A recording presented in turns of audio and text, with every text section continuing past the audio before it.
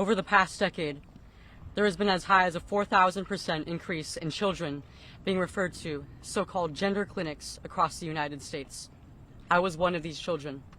My name is Chloe Cole, and I am an 18-year-old former transgender child.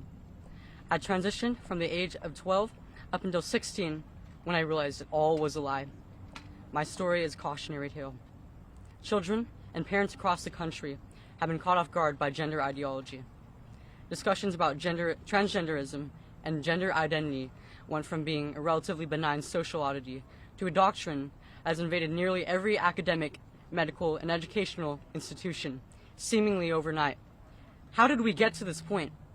How did we get to the point where nearly every pediatric institution in the country considers it best practice to remove the healthy breast tissue of children while administering drugs typically used to chemically castrate high-risk sex offenders? Raising these important questions is not bigoted, and the refusal of activists to give straightforward answers should be seen as a major red flag. People across the entire political spectrum who believe that this practice is morally wrong have been told that they are fascists or bigots for even questioning this atrocity. Others have been convinced by self-proclaimed gender specialists that this is the only treatment that will not end in your child committing suicide. I believe Americans deserve to know the truth about this radical and perverse ideology, marketed as necessary and life-saving healthcare. I was only 12 years old when I told my parents that I was a boy. Like many parents in that situation, they didn't have a clue what to do. They were scared and desperate for answers. They wanted what every parent wants for their child, for me to be okay and thrive. At 13 years old, on the advice of so-called medical professionals, I was put on puberty-blocking medication, and only a month later, I was given my first testosterone injection. The gender clinic presented my parents with the classic false dichotomy regarding children with gender dysphoria. Would you rather have a dead daughter or a living son? Given these options, what loving parent wouldn't choose to transition their child? Scared for my life, my parents were prepared to sign anything the doctors asked. This was not informed consent. It was a decision forced under extreme duress. At 15, I went under the knife for a radical double mastectomy, the kind that breast cancer patients get. This was after I was sexually assaulted at school by a male student. I just told myself to man up, but I lived my life in constant hatred of my breasts. I started binding, which deformed my breasts as well as my ribcage. I was afraid, and I couldn't wait to finally protect my body from the threat of further molestation. At 16, I finally realized what happened to me, and that I had made a huge mistake. I realized the beauty of motherhood was stolen from me by medical professionals who my family entrusted me to. I realized after maturing a bit more that a child does not in fact know who they are at 12 years old. I realized that I wanted to be what I always was, and forever will be, a woman. With this realization came a series of challenges that were far worse than the transition. Somehow, I had to get myself off these drugs and tell everyone in my entire life that I was not who I said I was. My parents were shocked and felt like they failed me on every level imaginable. My friends all turned against me because I was evidence that their beliefs were a lie. I was a joke. I was a fraud.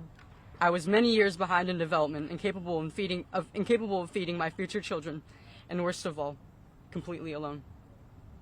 Even the medical professionals who got me into this mess now have no idea what to do with me, and they refuse to help me. It almost killed me, as it has killed many who regret transition. The big question still remains. How was a 12-year-old introduced to the idea that they could do something as ridiculous as change their sex? I was and still am the type of kid that never really fit into social norms. I was a tomboy, I was shy, I didn't socialize easily. At 11, I made my first Instagram account. I had unmonitored internet access.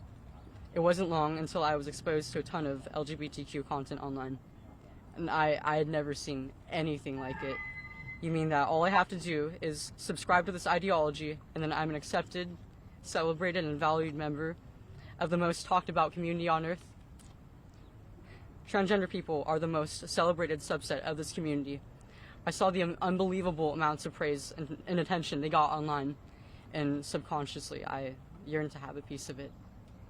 With every milestone In my medical transition, I was given more and more attention and celebration. It was the ultimate high. Even in person, I got more attention. Girls would have crushes on me, and I would have people come up to me in the hallways asking to make friends, and it was unprecedented for me. I felt like a celebrity.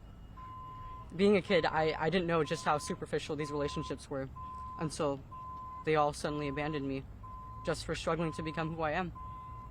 Much of this gender confusion is based on old regressive stereotypes of men and women, which are now being reinforced with hormones and surgeries. Women can have short hair and be interested in playing sports and partaking in physical activities. Men can grow their hair out and wear makeup. It does not change their biology. The truth is, this practice is harming more and more children every day. What will we do to protect this most vulnerable group? Up until now, the media has been parroting the same ideologically driven talking points. Affirm, affirm, affirm. The closest I've touched to mainstream media is a Forbes journalist who wrote a hit piece on me calling basic human biology transphobic. There are many detransitioners speaking out, and they are ignored by the institutions most responsible for the search of truth. Up until today, most politicians on the left and right have done nothing but get into Twitter fights on this issue.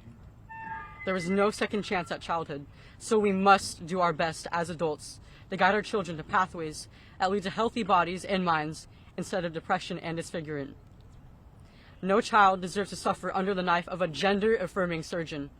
America's children, all children, deserve better. Thank you.